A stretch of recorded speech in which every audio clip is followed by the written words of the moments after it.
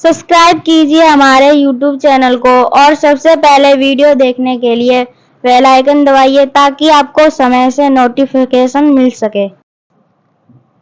नमस्कार प्यारे साथियों, आपका स्वागत है हमारे यूट्यूब चैनल में। और जैसा कि आपको पता है, हमने आपका डीएलएड फोर्थ सेमेस्टर के लिए मैथ स्टार्ट किया हुआ है, जिसमें आपका चैप्टर नंबर ये 8 चल रहा है।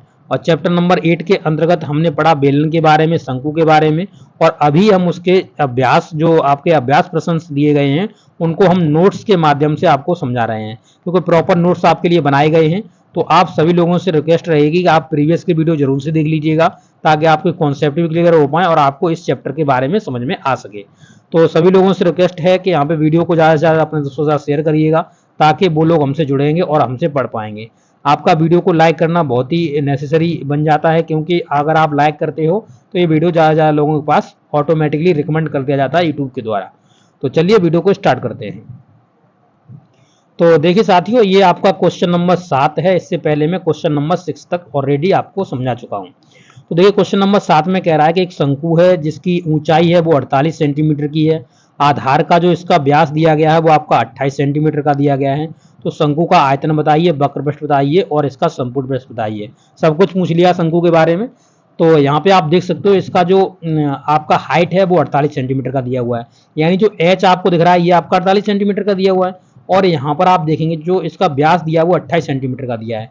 जब व्यास 28 सेंटीमीटर दिया है तो इसकी जो त्रिज्या होगी वो 14 सेंटीमीटर की हो जाएगी, है कि नहीं है। जब व्यास का, जैसे व्यास बराबर होता है 2r, ठीक है, 2r होता है, यानी दो रेडियस का अगर मल्टीपल हम करते हैं, मतलब जोड़ते हैं उनको, तो हमारा क्या बन जाता है, हमारा डायमीटर बन जाता है।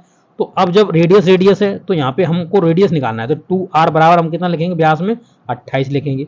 और जब हम 2 से काटेंगे तो ये 14 बार कट जाएगा, यानी रेडियस बराबर हमारी कितनी आ जाएगी, 14 रेडियस आ जाएगी, हमारी 14 रेडियस आ जाएगी। ठीक है, तो पहले हम देखेंगे प्रश्न में हमको क्या क्या दिया गया है। तो शंकु की हमें ऊंचाई 48 सेंटीमीटर दी गई है। शंकु के आधार का व्यास हमको दिया गया 28 सेंटीमीटर का। और इसकी जब त्रिज्या निकाल रहे हो तो व्यास का आधा कर दो, तो यहाँ पे जो आपका आधा करोगे तो ये 14 सेंटीमीटर की आपकी क्या आ जाएगी, त्रिज्या आ जाएगी। इस फिगर को पूरा देख सकते हो, पूरा फिगर आपके लिए हमने बनाया दिया है, ताकि आपको इसको अच्छे से आप समझ सको। ठीक है, तो चलिए आगे देखते हैं। यहाँ पर आगे देखेंगे तो यहाँ पे हम निकालेंगे शंकु का आयतन। शंकु का आयतन क्या होता है, 1/3 पाई आर स्क्वायर एच। क्यों 1/3 पाई आर स्क्वायर एच होता है, ये मैं ऑलरेडी आपको समझा चुका हूँ।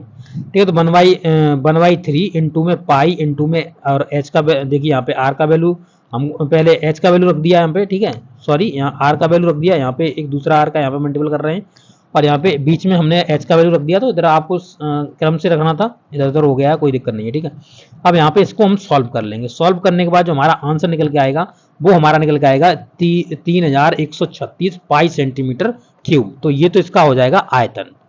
ठीक है, अब इसके वक्र पृष्ठ की बात करेंगे। तो वक्र पृष्ठ किस तरीके से निकलेगा, तो वक्र पृष्ठ आपको पता है कि यहाँ पे पाई आर एल होता है वक्र पृष्ठ में, तो आपको अब एल और निकालना है। तो देखिए यहाँ पे मैंने साइड में एल को निकाल दिया है।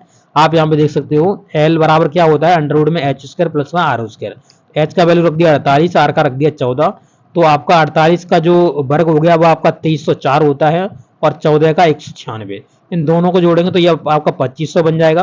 2500 से आपका कितना निकल जाएगा, 50 निकल जाएगा। तो 2500 के कब होगा, जब 50-50 का अगर हम मल्टीपल करेंगे तो हमारा 2500 होगा। और ये रूट में है तो रूट में हमेशा 2 का पेयर बनता है, तो यहाँ से 50 आपका निकल जाएगा, यानी जो आपकी त्रियक लंबाई निकल जाएगी वो आपकी 50 निकल जाएगी। ठीक है, अब यहाँ पे हम रख देंगे फॉर्मूले में।